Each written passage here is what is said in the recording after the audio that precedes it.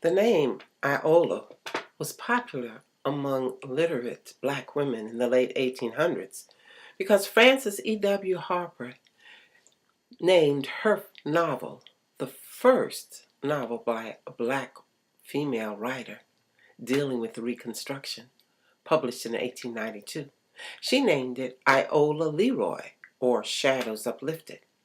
And as I told you last week, Ida B. Wells Barnett used Iola as her pen name when she was a college student writing in newspapers. Now, both of them were probably drawn to that name because Iola in Greek means violet-colored dawn, and in Welsh it means valued by the Lord. And Frances Harper was probably valued by the Lord. She was born in 1825 as a free woman of free parents in Baltimore.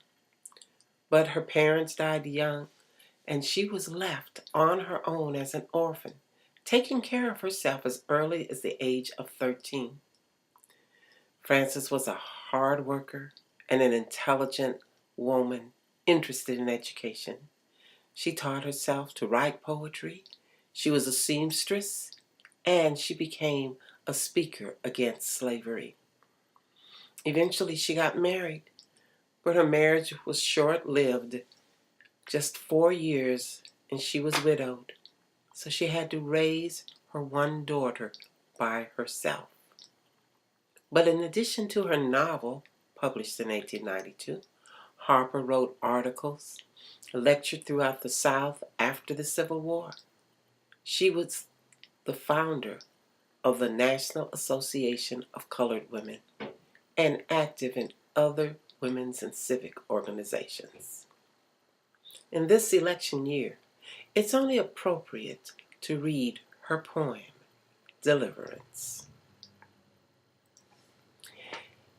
And if any man should ask me if I would sell my vote, I'd tell him I was not the one to change and turn my coat. But when John Thomas Rader brought his wife some flour and meat and told her he had sold his vote for something good to eat, you ought to see Aunt Kitty raise and heard her blaze away. She gave the meat and flour a toss and said they should not stay. You'd laugh to see Lucinda Grange upon her husband's track.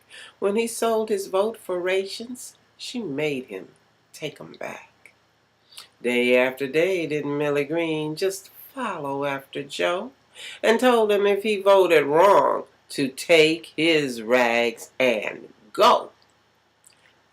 I think that Colonel Johnson said his side had won the day, had not we women radicals just got right in the way.